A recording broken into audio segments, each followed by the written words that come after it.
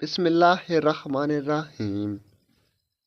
میں خاموشی سے اپنے بارے میں باتیں سنتا رہا اور چپ چاپ اپنے کمرے میں جا کر لیٹ گیا۔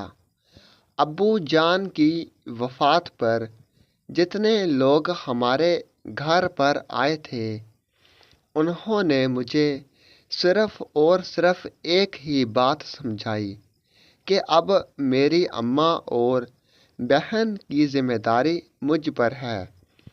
کچھ لوگ میری آوارہ گردی کے قصے کھول کھول کر لوگوں کے سامنے بیان کر رہے تھے تو کچھ لوگ میری اماں اور میری بہن سے ہمدردی کر رہے تھے، مگر وہ وقت ایسا نہیں تھا کہ میں کسی کو بھی کچھ جواب دے پاتا، اور کسی حد تک تو وہ لوگ ٹھیک ہی کہہ رہے تھے۔ میں نے آج تک اپنے ماں باپ کی ذمہ داری نہیں سنبھالی تھی، اور جب سب لوگ اپنے گھروں کو واپس چلے گئے تو میری اماں جان میرے پاس آئی اور کہنے لگی، دیکھ بیٹا، اب تجھ سے ہی امید ہے، بس مجھے لوگوں کے سامنے تم نے رسوا مت ہونے دینا۔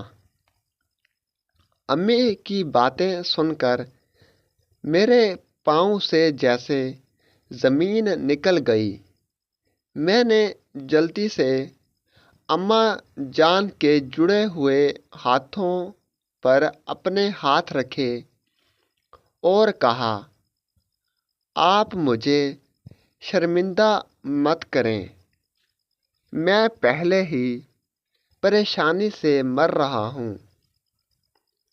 آپ سے وعدہ کرتا ہوں کہ آپ کو میں کبھی بھی کسی صورت بھی رسوا نہیں کروں گا۔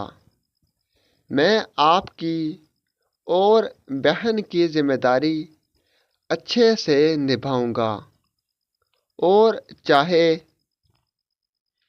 مجھے کیسا بھی کام ملے، میں آپ کو عزت کی روٹی ضرور کھلاؤں گا۔ میں محنت کروں گا، مزدوری کروں گا۔ ابو کی وفات کو 3 ماہ گزر گئے۔ ان 3 ماہ میں ایک بھی دن ایسا نہیں تھا جس دن میں نوکری کی تلاش میں نہ گیا ہوں۔ ہر کمپنی میں گیا، مگر کہیں پر بھی میری سنائی نہ ہوئی۔ مجھے آج شدت سے اپنی بے بسی پر رونا آ رہا تھا۔ میں دوبارہ ان کمپنیوں میں بھی گیا جہاں پر سے مجھے آفر آئی تھی، اور میں نے کم تنخواہ کا کہہ کر آفر ٹھکرا دی تھی، کیونکہ تب میں اپنے باپ کے پیسوں پر پل رہا تھا۔ مجھے اپنی ذمہ داریوں کا کوئی احساس نہیں تھا۔ آج میں نوکری کے لیے مارا مارا پھر رہا ہوں، مگر کوئی بھی کمپنی مجھے نوکری دینے کے لیے تیار نہیں ہے۔ سارے دن کا تھکا ہارا میں ایک پیٹرول پمپ پر بیٹھا تھا۔ کافی دیر تک جب میں خاموش بیٹھا رہا تو وہاں کے مینیجر نے مجھے اپنے پاس بلایا اور پوچھا، میں کب سے دیکھ رہا ہوں تم یہاں پر بیٹھے ہو، آخر کیا بات ہے؟ اس کی بات کو سن کر میری تو آنکھوں میں آنسو آ گئے، اور میں نے کہا، مجھے نوکری چاہیے تاکہ میں اپنی بہن اور ماں کو عزت کی روٹی کھلا سکوں۔ گھر میں فاقوں کی نوبت آ گئی ہے۔ جب تک باپ زندہ تھا تب تک کوئی فکر نہیں تھی۔ جیسے ہی باپ میرا اس دنیا سے گیا، ساری ذمہ داری مجھ پر آ گئی ہے۔ میں نے اسے اپنی کہانی اپنی زبانی سنائی۔ میری بات سن کر وہ بولا، میرے پاس لڑکوں کی ٹیم ہے۔ جیسے ہی کوئی لڑکا چھوڑ کر جائے گا میں تمہیں سیٹ کر لوں گا۔ فی لحاظ میرے پاس تمہارے لیے ایک کام ہے۔ اگر تم کرنا چاہو تو میں کروں گا۔ آپ بتائیے۔ اس نے میری طرف دیکھا اور سوچتے ہوئے بولا، کیوں نہ تم میرے پاس صفائی کا کام کر لو؟ کچھ نہ آنے سے کچھ آنا بہتر ہے۔ اس کی اتنی تنخواہ تو نہیں ہے، مگر یہ ہوگا کہ تمہاری ماں اور تمہاری بہن 2 وقت کی روٹی آسانی کے ساتھ کھا سکیں گی۔ تب تک اگر اللہ نے چاہا تو تمہارے لیے کوئی اور کام ہی مل جائے گا۔ میں نے اس کام کو کرنے کے لیے فوراً حامی بھری اور میں خوشی سے گھر چلا گیا۔ اگلے دن میں ناشتہ کر کے گھر سے تیار ہو کر کام پر پہنچا۔ یہ کام دیکھنے میں جتنا آسان لگ رہا تھا اتنا تھا نہیں۔ میں نے کبھی سوچا بھی نہیں تھا کہ میں اس طرح کا کام کروں گا، مگر مجبوری تھی۔ میں سارا دن دل لگا کر کام کرتا۔ ایک دن میں صفائی کر رہا تھا، اتنے میں ایک بڑی سی گاڑی پٹرول بھروانے کے لیے پمپ کے پاس آ گئی۔ ہماری ٹیم کا ایک لڑکا گاڑی میں پٹرول بھروانے لگا۔ اتنے میں گاڑی میں بیٹھے شخص نے گاڑی کا شیشہ نیچے کیا اور کہنے لگا، مجھے پیاس لگی ہے، یہاں سے پانی ملے گا؟ میں جلدی سے ان کے قریب گیا اور کہنے لگا، جی صاحب، آپ 1 منٹ ویٹ کریں، ابھی پانی لے کر آتا ہوں۔ میں جلدی سے گیا، ایک شیشے کا گلاس اٹھایا، اچھی طرح دھو کر اس کو پانی پیش کیا۔ پانی پی کر وہ صاحب کہنے لگا، تمہارے بول چال سے معلوم ہوتا ہے تم ایک پڑھے لکھے انسان ہو۔ میں نے کہا، جی ہاں، حالات نے مجھے مجبور کر دیا ہے، لیکن میری تعلیم بہت اچھی خاصی ہے۔ وہ کہنے لگا، اگر تم نوکری کرنا چاہتے ہو تو کل ہمارے پاس آ جانا۔ تو اس نے مجھے اپنا کارڈ دیا اور چلا گیا۔ شام کے وقت میں گھر چلا گیا، اپنی امی جان کو سارا واقعہ سنایا۔ میری امی نے کہا، بیٹا، ہو سکتا ہے ہماری تقدیر بدل جائے۔ تم کل جا کر اس کمپنی میں اپلائی تو کرو۔ گھر میں تیاری کر کے گھر سے ڈگریاں اٹھائیں اور ان کی فوٹو کاپی کروائیں اور کمپنی کے سامنے جا پہنچا۔ وہاں کے ملازم نے جب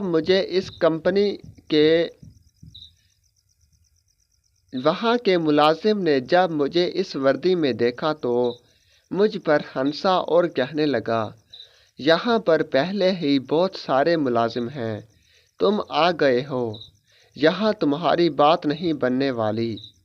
اگر وہ مجھ سے بات کر رہا تھا کہ مجھے دوبارہ وہ شخص نظر آیا جو اس دن گاڑی میں پٹرول بھروانے کے لیے آیا تھا۔ میں فوراً جلدی ان کے قریب گیا اور ان کو اپنی طرف متوجہ کیا۔ وہ میری طرف دیکھنے لگا، میں نے چلتے چلتے انہیں اپنی تمام تر کہانی سنائی۔ اس نے اطمینان سے تحمل سے میری بات سنی اور مجھے اپنے آفس میں آنے کے لیے کہا۔ جیسے ہی میں وہاں پہنچا تو میں وہاں کی چیزوں سے بہت حیران ہوا۔ ہر چیز بہت سے طریقے سے رکھی گئی تھی۔ نہایت ہی خوبصورت آفس تھا۔ میں ان کے سامنے بیٹھا تھا۔ انہوں نے مجھے اپنی ڈگریاں دکھانے کے لیے کہا اور انہوں نے میری ڈگری دیکھی تو وہ دیکھ کر حیران رہ گئے۔ اتنا قابل شخص ایک پمپ پر ایک ادنیٰ سا ملازم تھا۔ انہوں نے مجھ سے کام کے متعلق سوالات پوچھے اور میری ذہانت کی تعریف کی۔ انہوں نے فوراً مجھے اپنی کمپنی میں ہائر کر لیا۔ یہ خوشخبری سن کر میری آنکھوں میں آنسو آ گئے۔ انہوں نے مجھے حوصلہ دیا اور کل سے جوائن کرنے کا کہا۔ کمپنی کی طرف سے مجھے اچھی اور تنخواہ ملی اور گھر بھی ملا۔ اب میں جلد سے جلد گھر پہنچ کر اپنی اماں اور اپنی بہن کو یہ خوشخبری سنانا چاہتا تھا۔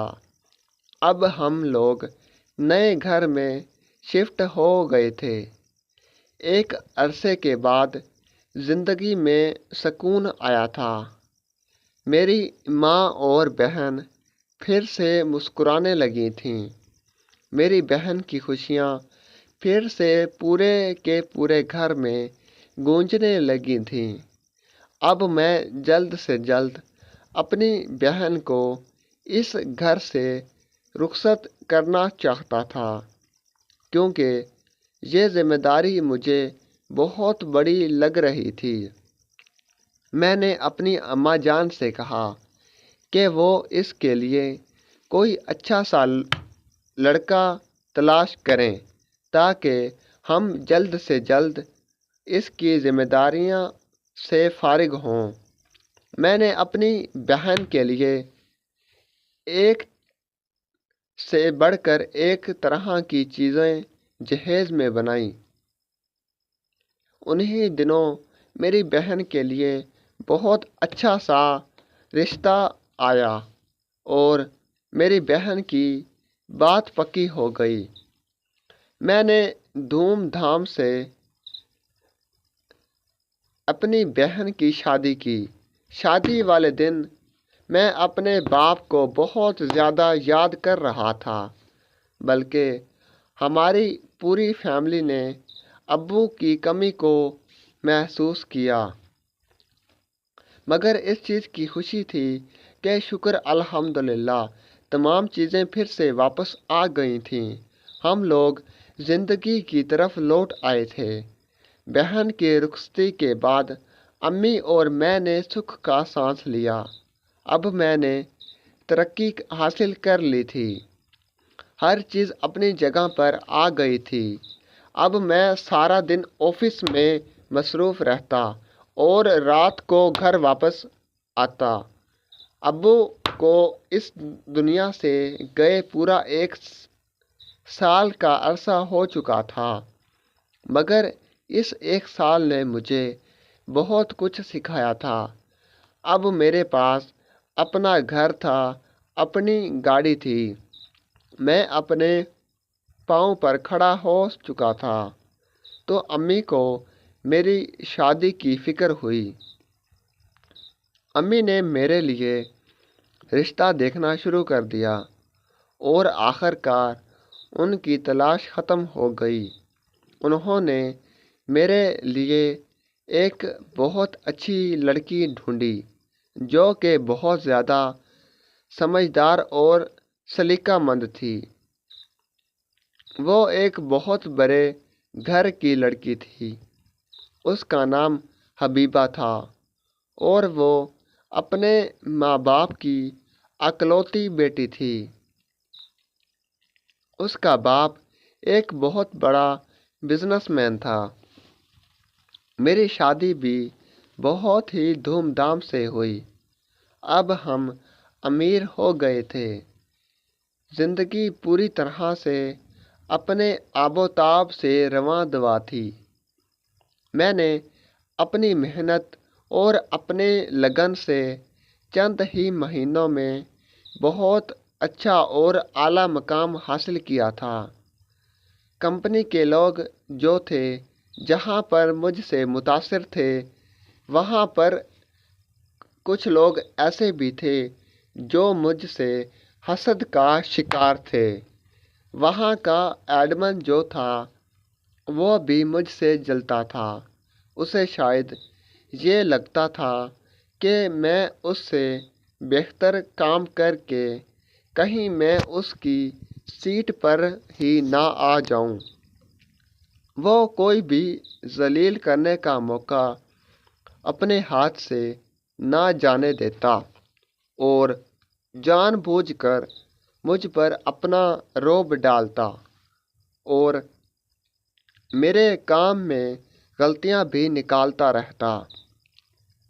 میں اس کمپنی میں آئے ہوئے اب 1 سال ہو گیا تھا اور 1 سال میں نے بہت کچھ حاصل کیا تھا اپنی محنت اور لگن سے۔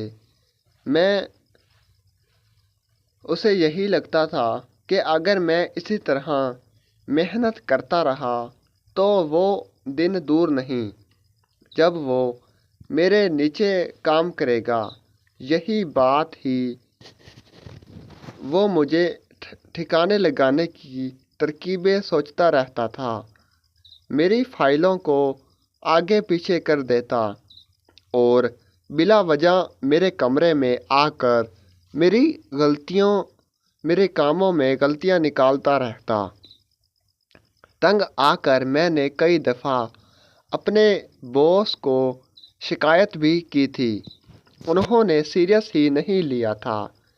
باس کہنے لگے، تمہیں وہم ہے، ہمارا بہت پرانا اور کمپنی کا قیمتی سرمایہ ہے، تمہیں اس کی چھوٹی موٹی غلطی کو اگنور کرنا چاہیے، اور ویسے بھی وہ تم سے سینئر ہے۔ خیر میں اپنے آپ کو وہم میں ڈال لیا اور ایسا کچھ نہیں ہے۔ بڑی مشکل سے میں نے 3 مہینے گزارے کہ اتنے میں ہماری کمپنی کی ایک اور برانچ بن گئی اور باس نے مجھے اس کمپنی کا CEO بنا دیا۔ میری ترقی ہو گئی، میری اتنا بڑا خواب بھی ہو گیا اور پہلے سے بڑی گاڑی بھی مجھے مل گئی۔ ایک بڑے گھر میں مجھے شفٹ کر دیا گیا۔ کچھ عرصے کے بعد مجھے ایک ایسی خوشخبری ملی جس کو سن کر مجھے دنیا کے سب غم بھول گئے اور میں خود کو دنیا کا خوش قسمت ترین انسان تصور کرنے لگا، کیونکہ میں باپ بن گیا تھا۔ میرے گھر میں ایک پیاری سی گڑیا نے جنم لیا تھا جو کہ میری زندگی کا حصہ بن چکی تھی۔ مجھے لگتا ہے وہ کہتے ہیں نا کہ ہر انسان اپنا رزق خود لے کر آتا ہے، میرے ساتھ ایسا ہی ہوا ہے۔ میری بیٹی کے پیدا ہونے سے پہلے ہی مجھے ایک بڑی گاڑی، ایک بڑا گھر اور میری تنخواہ ڈبل ہو گئی تھی، اور میری شادی سے پہلے میری پروموشن ہوئی تھی۔ میں اپنی زندگی میں بہت خوش ہوں۔ اللہ تعالیٰ نے مجھے بہت سی نعمتوں سے نوازا ہے۔ ویڈیو اچھی لگی تو چینل کو لائک کریں، سبسکرائب کریں، شیئر کریں۔ گھنٹی کے نشان پر کلک کرنا مت بھولیں تاکہ ہماری ہر ویڈیو آپ کے پاس بآسانی پہنچ سکے اور ہماری حوصلہ افزائی ہو سکے۔ شکریہ۔